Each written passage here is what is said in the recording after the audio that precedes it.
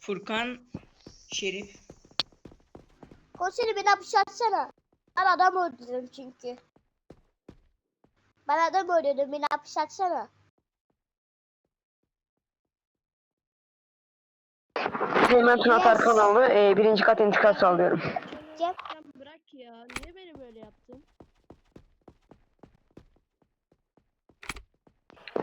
Yüzbaşı Eşref Tek. Makro şefim burada mısınız? Ben hapis atacağım konseri. Bak bu sapık bak beni taciz ediyor. Gitmeyin bak burada kalın. Bak o beyaz şortlu olan benim. Konuşalım haydi. Konseri ben buraya sıkıştım. Ben zaten bir dakika sonra gidiyorum. Bir dakika gidiyorum zaten.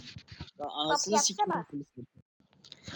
58, 57, 56, 55, 54, 53, 52, 51, 50